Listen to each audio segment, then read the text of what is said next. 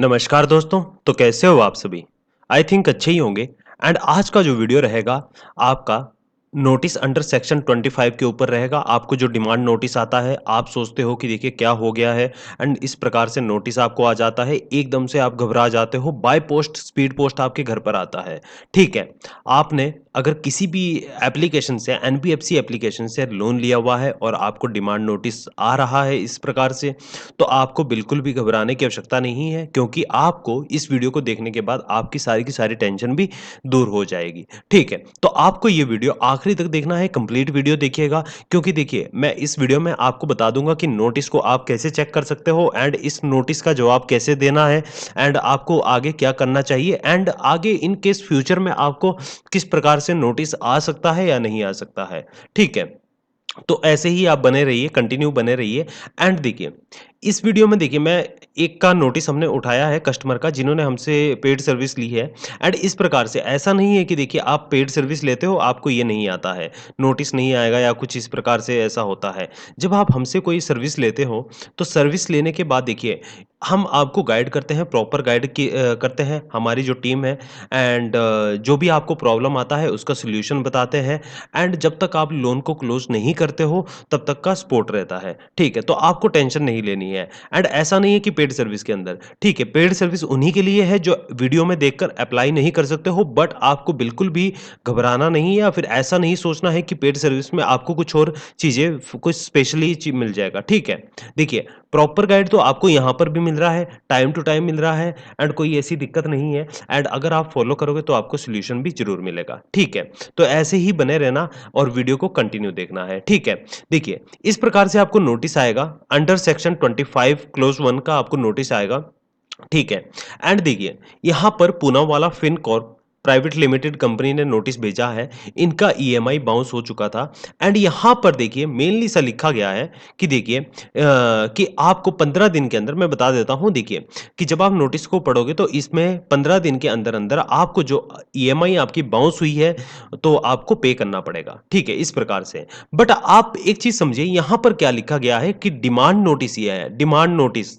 ठीक है, under section 25 की डिमांड नोटिस आपको भेजा गया है। यहां पर क्या होता है कि जब कंपनी का ओवरड्यू होता है, आप किसी भी एनबीएफसी कंपनी का ओवरड्यू करते हो, तो वहां पर जो फर्स्ट प्रोसेस चलता है तो आपको कॉलिंग का चलता है। अगर आप कॉल के माध्यम से नहीं पैसा देते हो 15-20 दिन में, तो आपको 20 दिन बाद आपको नोटिस आ जाएगा। तो इस प्रकार से आपको भी आ सकता है, बट आपको डरना नहीं है क्योंकि ऐसे नोटिस बल्क में बहुत ज़्यादा जाते हैं। ठीक है, आप सोचोगे कि कोर्ट केस हो जाएगा या कुछ ऐसा है, तो ऐसा बिल्कुल भी नहीं होता है, बट आपको रिप्लाई करना होता है। ठीक है, तो इसमें आपको देखिए रिप्लाई क्या करना होता है इस नोटिस का, थोड़ा-सा मैं आपको बता देता हूँ कि देखिए, जैसे आपका ओवरड्यू होता है, तो ओवरड्यू होने के बाद आपको कंपनी को इन्फॉर्म करना होता है कि देखिए मेरा ओवरड्यू हो रहा है, मुझे ये प्रॉब्लम है एंड मैं अभी ईएमआई नहीं दे सकता हूं। ठीक है, उसके बाद आपको देखिए कोई भी कंपनी समय देती है या नहीं देती है, आप कंपनी के ऊपर छोड़ दीजिएगा, आपको टेंशन लेने की आवश्यकता नहीं है। आपको सिर्फ टेंशन एक ही बात की लेनी है कि आपको पेमेंट करना है। ठीक है, बाकी इस तरीके के जो नोटिस है उस सभी को आते हैं, ऐसा नहीं है कि आप स्पेशली हो या फिर आपको ही भेज रहे हैं। ठीक है, आपके साथ किसी भी कंपनी की या किसी भी एनबीएफसी कंपनी या बैंक की कोई दुश्मनचारी नहीं है, तो ये नोटिस सबको जाते हैं। ठीक है, तो आपको डरना नहीं है, आपको ईमेल कर देना है। जब आपने ईमेल कर दिया है तो उसके बाद इस नोटिस का कोई भी काम नहीं रह जाता है। मैं आपको बता देता हूं कि इस नोटिस को आप फाड़-फूड़ के फेंक सकते हो, कोई दिक्कत नहीं है, कोई किसी काम का ये नहीं है। ठीक है, नोटिस अलग होता है, जब कोर्ट से आपको समन आता है तो वो एक अलग प्रोसेस होता है। ठीक है, तो इस तरीके से डिमांड नोटिस सभी एनबीएफसी कंपनी आपको भेजती है, स्पीड पोस्ट के द्वारा भेजती है, तो आपको बिल्कुल भी नहीं घबराना है। अब आपको लगता है कि देखिए कि हमारा ईसीएस बाउंस हो रहा है या कुछ ऐसा है, तो देखिए अगर आपका 12,000, जैसे कि 12,245 का ईएमआई है और आपका इस पे ईसीएस बाउंस हो रहा है, तो आपको फिर भी नहीं डरना है। ठीक है, बट देखिए, आपको एक चीज़ होती है कि आपको कहा जाता है कि देखिए आप सेटलमेंट कर लीजिए या कुछ ऐसा है, तो इन नोटिस के माध्यम से आपको एक बार नहीं 2 से 3 बार ये नोटिस आ सकता है, डिमांड नोटिस आ सकता है।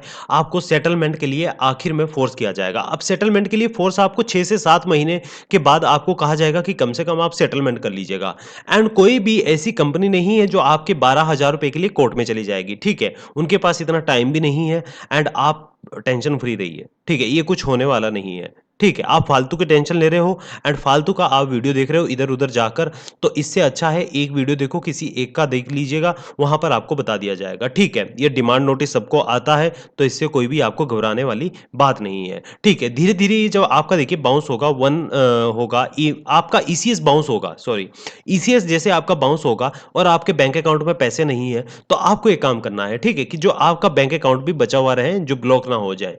तो आपको उसमें 2-3 रुपए या 5-10 रुपए की ट्रांज़ैक्शन करनी है, यानी उसमें पेमेंट डालनी है, उसके बाद आप उसको छोड़ दीजिएगा, ठीक है? अगर आप उसमें फंड डालोगे, अगर तो आपके पास पैसे हैं, तो आप उसमें फंड डाल के रिपेमेंट कर सकते हो। बट आपको ईसीएस बाउंस का भी चार्ज लगेगा, बैंक की ओर से भी लगेगा और कंपनी की ओर से भी लगेगा।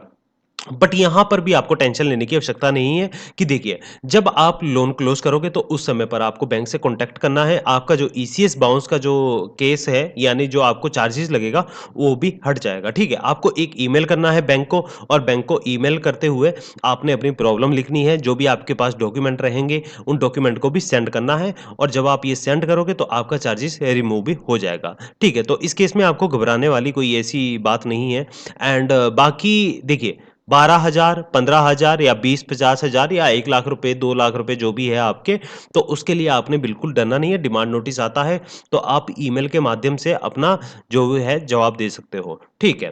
तो इस तरीके से आप काम कर सकते हो, बाकी देखिए, आप कोशिश कीजिएगा फंड अरेंज करने की आप का अगर टाइम टू टाइम अगर आप पेमेंट कर पाओगे क्योंकि देखिए आपका जो सिविल स्कोर है, वो भी इम्पैक्ट करेगा एंड नुकसान आपका होगा क्योंकि आप फ्यूचर में आपको लोन लेना होगा तो आपको जितना आप लेट करोगे तो आपका जो सिविल स्कोर है वो गिरता जाएगा और फिर आपको लोन नहीं मिलेगा, ठीक है?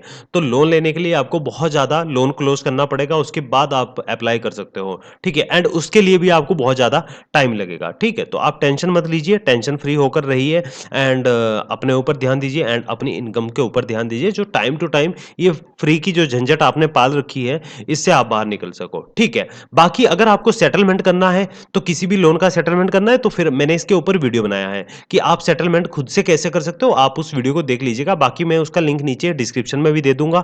आप वहाँ से भी क्लिक करके उस वीडियो को देख सकते हो एंड कोई भी ऐसी कंपनी नहीं है जो सेटलमेंट नहीं करती है। कभी-कभी क्या होता है, आप ये भी सोचते हो कि देखिए जैसे पूना वाला फिनकॉर्प है, तो ये सेटलमेंट के लिए मना करता है या कुछ ऐसा है, जी सब सेटलमेंट करते हैं, चाहे पूना वाला हो, चाहे फिर कोई बैंक हो, चाहे कोई एनबीएफसी अदर कोई कंपनी हो, ठीक है? तो आपको टेंशन नहीं लेना है, ठीक है? तो इस वीडियो में मैं आपको इस नोटिस का मैं बता चुका हूँ कि आपको क्या-क्या प्रॉब्लम आ सकता है, कोई इश्यू नहीं आ सकता है। बाकी होम विज़िट का मैं ऑलरेडी आपको बता चुका हूँ कि होम विज़िट तो वैसे होता ही है एंड बाकी कोई आपको इश्यू नहीं आएगा, ठीक है? Thank you.